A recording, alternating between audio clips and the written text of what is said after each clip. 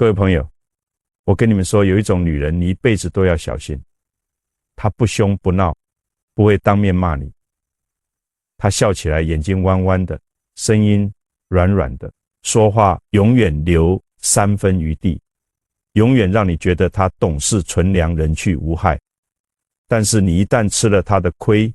你才会发现这个世界上最深的水不是大海，而是那些看起来最浅的人。我今天要告诉大家的是，古人几千年留下来的智慧面相学，这不是迷信，这是易经哲学在人体上的投影，是祖先用无数人生经验换来的观察系统。我说的这5种面相，每一种背后都有易经的根，都有八字命理的支撑，都有真实人生的印证。你一定要把这内容听完，因为后面我要说的第3种和第5种面相是最难识别，也是最危险。很多人吃亏就吃在这2种上面。我先卖个关子，你慢慢往下听。中国人有一句老话叫做知人知面不知心，这句话很多人都听过，但真正理解的人恐怕不多。为什么知面还是不知心？难道面相学不是说看面相就能知道一个人的心吗？这里面有一个很深的道理，跟易经的阴阳哲学直接相关。易经告诉我们，这个世界上所有事物都有阴有阳，有表有里，有显有常。阴阳是外显的，是你能看到的；阴是内藏的，是你不容易察觉的。人的面相也是如此，一般人看面相只看得到表面那一层，这个人长得好不好看，气色好不好，给人感觉顺不顺眼，这是阳的层面。但真正懂面相的人，看的是阴的那一层，这个人的五官背后藏着什么样的心性，什么样的欲望，什么样的习惯模式。古人讲面相是心相的外化，一个人心里长期装着什么，脸上就会慢慢长出什么来。这不是玄学，这是心理状态长期影响肌肉气血神态的自然结果。易经第1卦乾卦讲天行健，君子以自强不息，就说天地运行有其规律，人的面貌气象同样随内心而动，从不停歇。今天我要讲的这5种面相都有一个共同的特点，表面上看起来柔和无害，甚至让人觉得单纯可爱，但是在这层柔和的外表之下，藏着精密的算计，强烈的欲望，或者深深的不甘心。我先说说为什么专门讲女性的面相，这并不是说男性没有这样的面相，男性也有，但是女性在这方面有其特殊性。中国传统文化讲女性属阴，阴的特质是内敛细腻，以柔克刚，这本是女性的天然优势，是阴柔之美。但凡是过犹不及，当这种内敛细腻变成了深藏不露，机关算尽，这种面相就会在五官上留下特定的痕迹。我年轻的时候遇到过一个女性朋友，她是我同事介绍认识。这个女人怎么说呢？见第一面我就觉得她很好相处，她说话轻声细语，看人的眼神里总是带着一种柔顺，你说什么她都点头，你有什么需要她都愿意帮忙。我们一群人都觉得她是个好人，实心实意的那种。但是不出2年，我们那个小圈子就散的原因每个人都有自己的版本，但追根溯源背后全是这个女人。她从来没有正面得罪过任何一个人，但她在不同的人面前说了不同的话，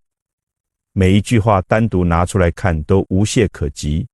合在一起就是一张精心编织的网。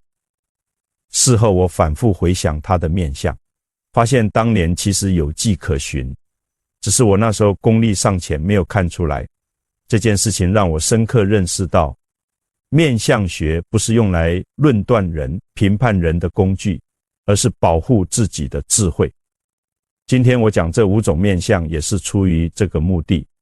好，现在我们进入正题。第1种面相，笑眼弯弯，眼神飘移。眼睛在中国面相学里有一个非常重要的地位。古人说眼为心之苗，意思是眼睛是心灵的苗，心里种什么，眼睛里就长出什么。我们都知道易经64卦里有一卦叫做坎卦，坎为水，坎卦的卦象是水，而且是咸水深水，不是平静的湖面，而是两岸夹击深不见底的河流。坎卦在人体上对应的正是眼睛。为什么眼睛对应坎水？因为水的特质是至柔却能穿石，看似平静却暗流涌动，表面无形却无处不在。这跟眼睛的道理一模一样。一个人心里的深浅，最终都会从眼睛里透出来，只是大多数人不知道怎么看。现在我来告诉你怎么识别这种面相。这种女人的笑非常好看，她笑起来眼睛会弯成一条月牙，让人觉得真诚温暖，没有攻击性。这种笑容本身是她最有力的伪装工具，但是真正单纯的人笑起来眼睛的弯曲是跟着整个情绪走，是自然流露的。而这种面相的女性，她的笑容和她的眼神不是同步。你注意观察，她笑的时候嘴角是上扬的，眼角也弯了，但是她的眼珠是在飘。这个飘字很关键。所谓眼神飘移，不是说她眼睛乱看，而是她的眼神始终没有落在你的脸上。她看着你，但实际上她的注意力不在你这里，她在想别的事情，很可能是在评估你，在分析你，在计算这段对话对她有什么用处。从八字命理的角度来看，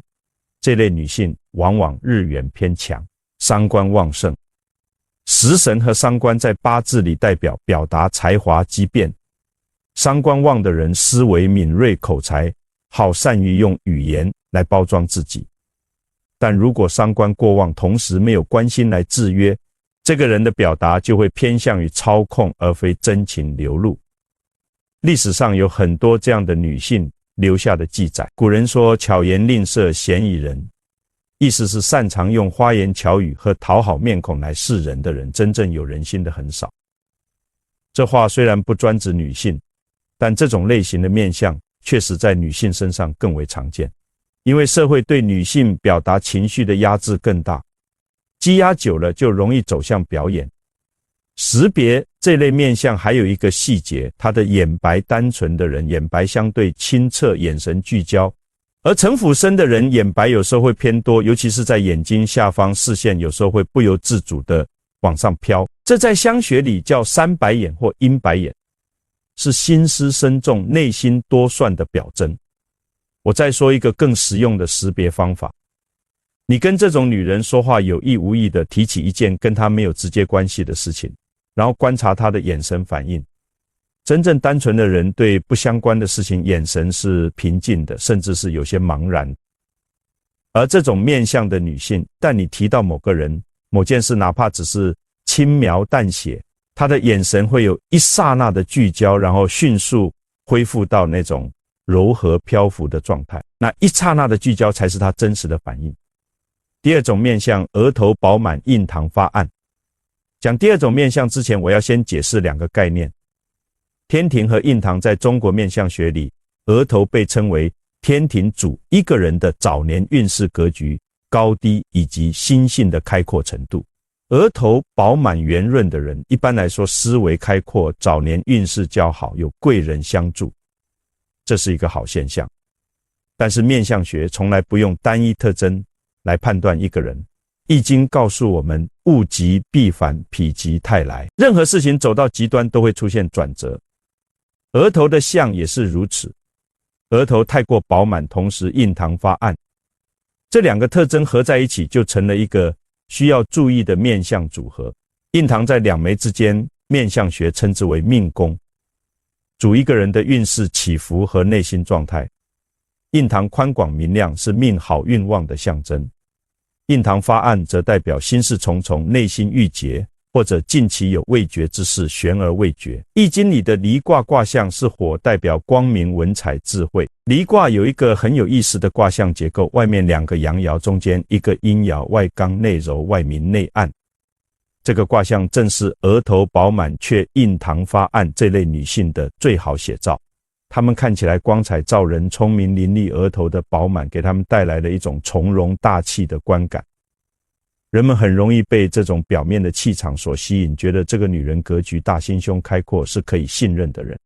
但是印堂发暗这个细节恰恰说明她的内心并没有她表面上那么阳光坦荡。暗在这里有几层含义。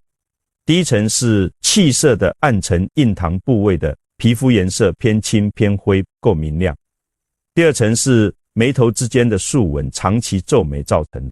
竖纹代表此人习惯于将情绪压抑在内心，不愿意外露。第三层是一种说不清道不明的压迫感。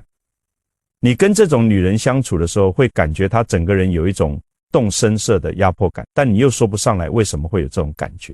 从八字命理来说，这类女性往往印星过旺，用神在八字里代表思维、母爱、保护。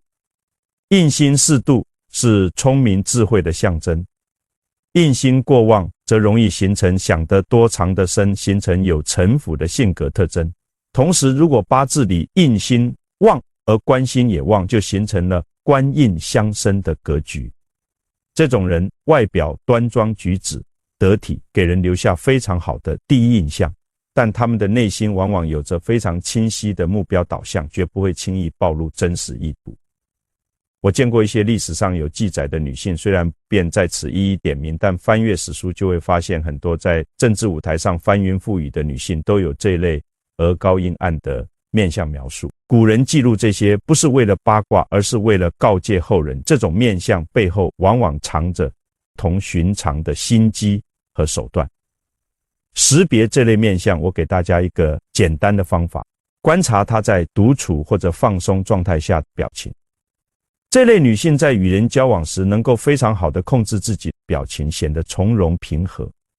但是当她们以为没有人注意的时候，眉头会不由自主地微微收紧，眼神会出现一种若有所思的审视感。这种瞬间的真实脸才是她们面相的真实底色。还有一点要补充，这类女性的语言表达往往非常精准，很少说废话，每一句话都经过了大脑的过滤计算。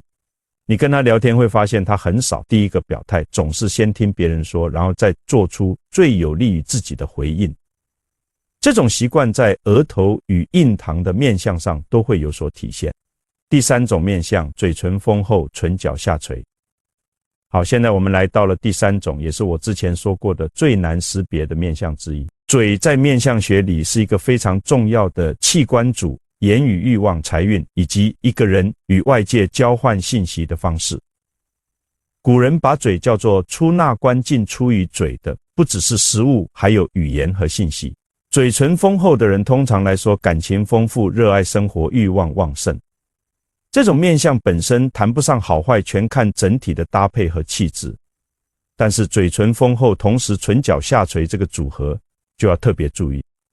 唇角下垂在面相学里叫做覆舟相，形容嘴角向下弯曲，仿佛一艘翻扣的船。这种面相揭示的是一个人内心长期积累的不满、委屈，以及由此生发出来的冷漠和算计。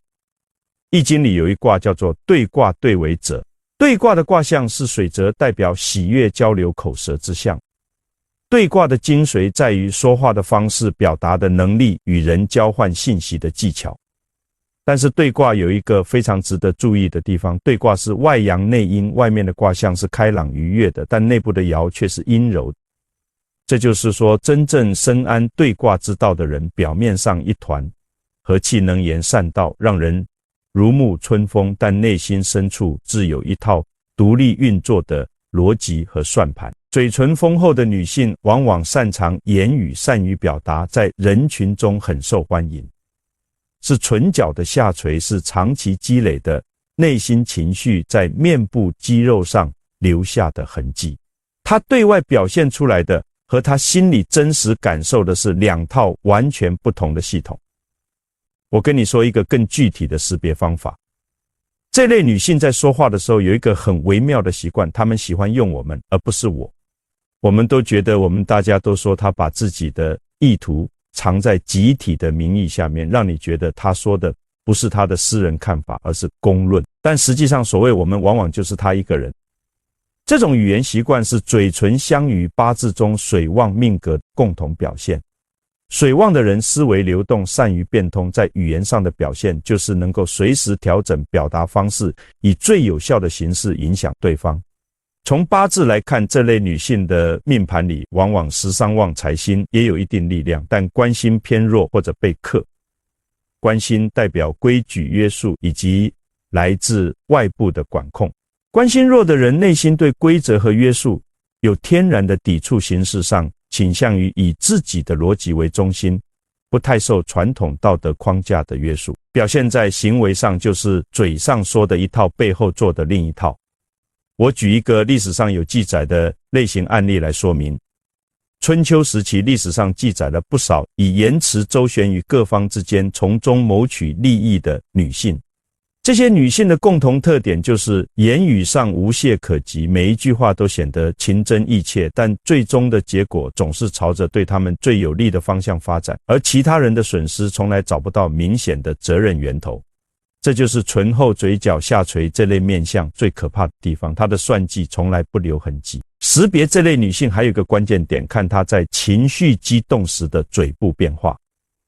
大多数时候，她们嘴角的下垂并不明显，甚至会带着一丝善良的微笑。但当她们遇到不顺心的事情或者短暂失去控制的时候，嘴角会迅速下坠，整个下半张脸会呈现出一种压抑的冷漠感。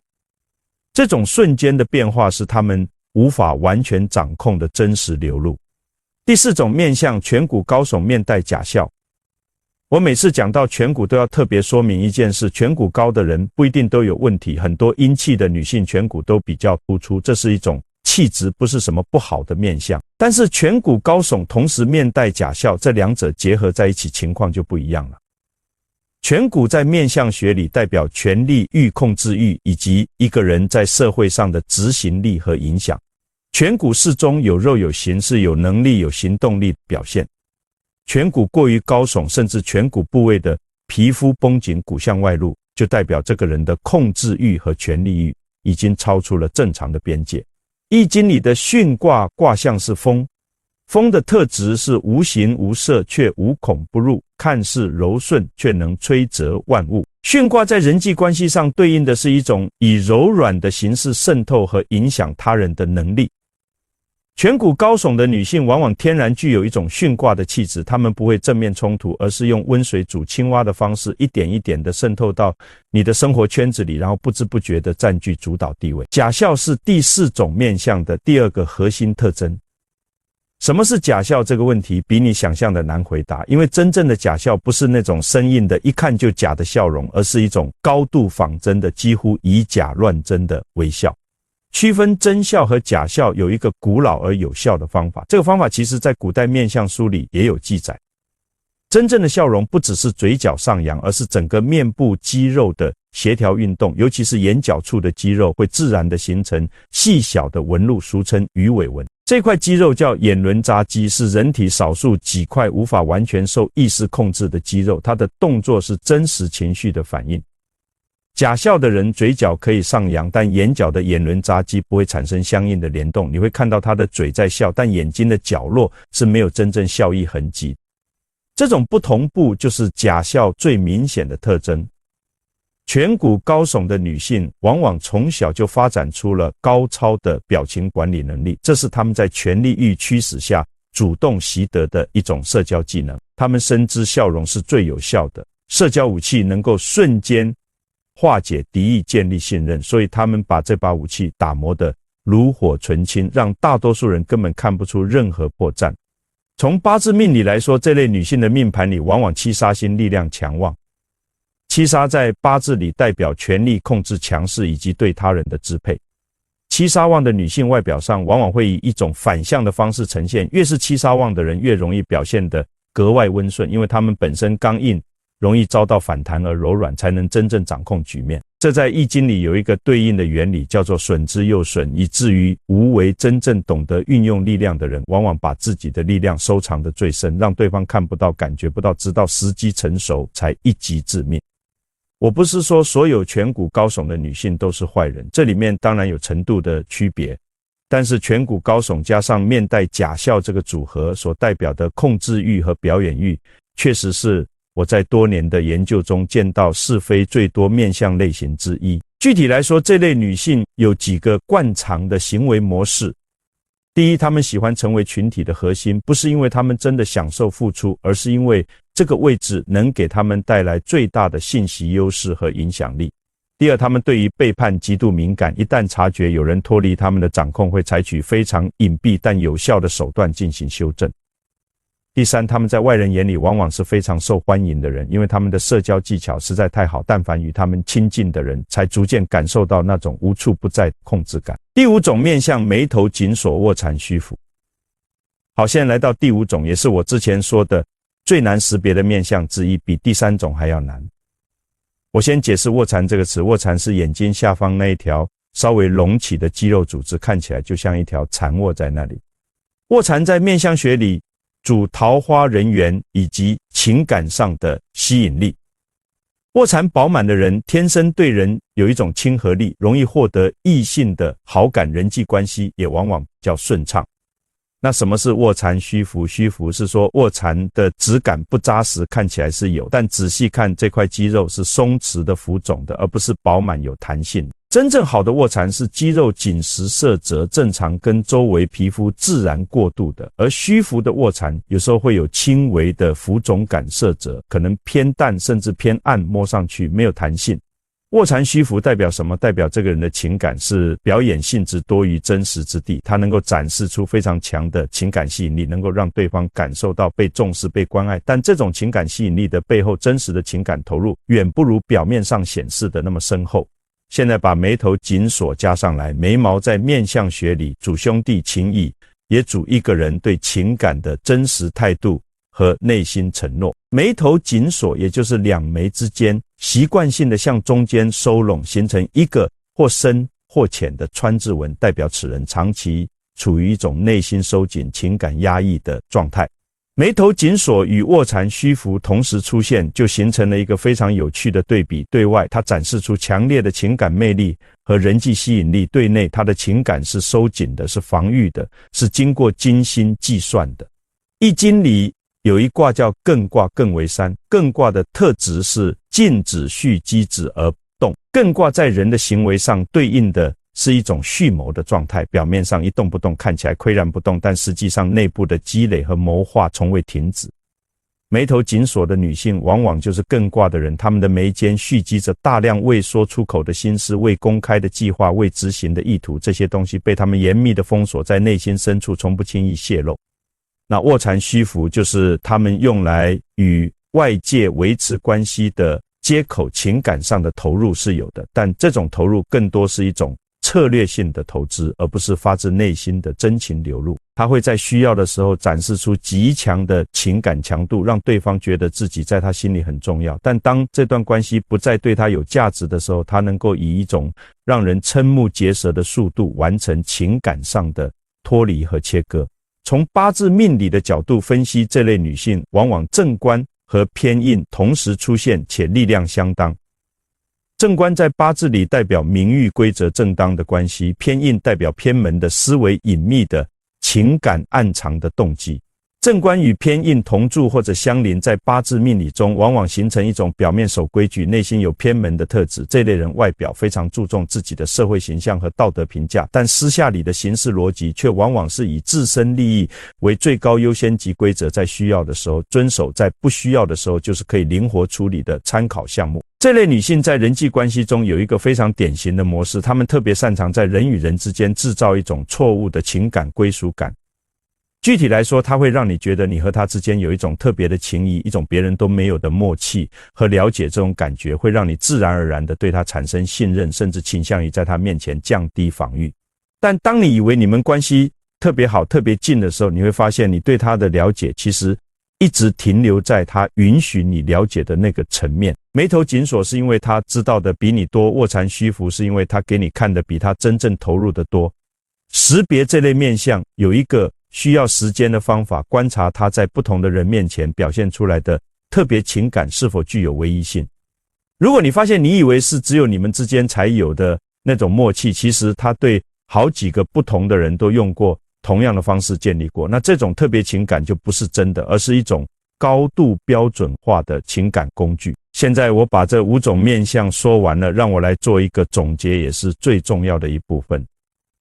很多人听完这些，第一个反应是我要去对号入座，看看我认识的哪个女人符合这些特征。这个想法我理解，但我要提醒你，这样做你很可能走入一个误区。易经的智慧从来不是用来简单的把人分成好人和坏人。易经的阴阳哲学告诉我们，世界上没有纯粹的阴，也没有纯粹的阳太极。土里阴鱼的眼睛是白的，阳鱼的眼睛是黑的。这代表什么？代表最阴的地方也有阳的种子，最阳的地方也有阴的根基。人也是如此，我今天讲的这5种面相都有其存在的缘由。眼神飘移可能是因为这个人从小就处于一个不安全的环境里，被迫学会了时刻观察，额头饱满印堂发暗，可能是因为他的聪明才智长期得不到正当的出口，嘴唇丰厚，唇角下垂，可能是因为他积压了太多说不出口的委屈，颧骨高耸，可能是因为他在一个强权环境里成长，不得不学会以控制来保护自己，卧蚕虚浮，可能是因为每一种面相的背后都有段我们看不到的历史。这不是在为他们的行为开脱，而是提醒我们，面相学是为了智慧的保护自己，而不是站在道德高地上评判他人。易经第2卦坤卦，坤为地，代表包容厚德，承载万物。坤卦告诉我们，大地之所以能够养育万物，是因为它的包容没有条件。但包容并不等于无知，能够包容一切，同时又清楚地知道什么是真实的，什么是伪装的，这才是易经给我们的真正启示。我在研究国学这么多年里，见过太多因为识人不慎而吃大亏的例子，也见过很多因为理解了面相与命理的关系，而在生活中做出更好判断，保护了自己和家人的人。我始终相信国学的智慧是实用，易经不是束之高阁的古老文字，是活生生的人生指南。面相学不是江湖骗术，是千年观察智慧的结晶。但是我要特别强调一点，面相是参考，不是定论。同样的面相，在不同的命格、不同的环境、不同的人生选择下，可以走向完全不同的结果。有眼神飘移面相的人，如果他选择了正直的人生道路，那种敏锐的观察力会成为他最大的优势。有颧骨高耸面相的人，如果他把控制欲转化为自我管理的能力，那份意志力会让他成就非凡的事业。面相是命德行，是运命可以影响，运可以改变命，这才是易经的真意所在。古人说相由心生，这句话的方向通常被理解为心里什么样，脸上就会长出什么，这个方向是对的，但反过来也是成立的。当一个人持续选择善良、宽容、正直，他的面相也会慢慢向好的方向改变。这不是迷信，这是心理状态长期影响身体气血和肌肉状态的自然规律。所以我今天讲这5种面相，最终想告诉大家的是3件事。第一件事，学会保护自己。当你察觉到身边有符合这些面相特征的人，不需要立刻排斥或者对抗，而是在心里多留一个观察的窗口，不要轻易把核心的信任和利益交托给还没有经过充分验证的人。第二件事，不要以面貌论英雄，面相是参考，不是判决每一个人都有机会成长和改变。你对他人保留一定的观察，同时也给对方留有余地，这才是智慧的相处之道。第3件事，回头看看自己的面相，这才是面相学最终要带给我们的功课。当我们学会识别他人的面相的时候，也要有勇气照照镜子，看看自己的面相里是否也藏着一些需要自我审视和调整的特征。修面相先修心，这是古人最朴素也最深刻的智慧。易经说，君子以反身修德，反身是回头看自己修德，是从自身的德行开始修炼，这才是学习国学的真正意义。我讲了这么多，有人可能会问，曾老师，你说了这5种面相，但我认识一个人只有其中的1-2种特征，他算是这类人吗？这个问题我的回答是，面相要综合判断，不能见一只斑就认定整只豹只是提醒你多留心，不代表一定就是问题所在。如果这5种特征大部分都符合，同时你在与这个人相处的过程中，也累积了不少感觉哪里不对但说不清楚的经历，那这种综合的感知就很有参考价值了。中国人讲感觉，这个感觉不是无中生有的，而是你的潜意识在处理大量细微观察之后给出的综合判断信号。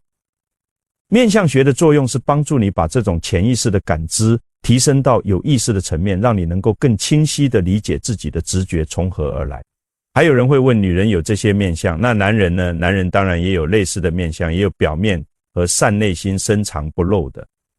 只是男女在面相上的表现形式有所差异，这个以后有机会单独来讲。今天我们专注在女性的这5种面相，因为这个话题本身在我多年的咨询经验里是被问的最多，也是最需要认真系统回答的。我做了这么多年的国学研究，走过这么多地方，见过这么多人，最深的体会是什么？是人心难测。智者不惧不惧，不是说无所畏惧，是说在充分了解了人性的复杂之后，仍然能够保持内心的平静和从容。你知道这个世界上有险有难，有人表里如一，也有人表里不一，但这并不妨碍你带着善意去生活，只是这善意要建立在智慧之上，而不是建立在天真之上。易经最后一卦既济卦和未济卦告诉我们，事情永远没有真正的终点，水火既济之后又是未济的开始。人的认知也是如此，永远在学习，永远在精进，永远没有我已经完全懂了的那一天。今天我讲的这5种面相是我目前能告诉你，但生活里的人和事永远比任何系统和框架都要复杂，你需要把今天学到的和你自己的人生经验结合起来，慢慢形成属于你自己的判断力。这种判断力才是真正属于你的智慧，谁也拿不走。国学的根本不在于记住多少公式和口诀，而在于建立一种思维方式，凡事看表里，凡事知阴阳，凡事明进退，这种思维方式才是老祖宗留给我们最宝贵的遗产。你能听到这里，说明你是一个真正对国学有兴趣，对人生有思考的人。我所讲的这些，希望能对你的生活有一点点实质帮助。记住，识人是为了保护善良的自己，不是为了伤害任何人。愿你在人生的路上遇良人之，真心行正道。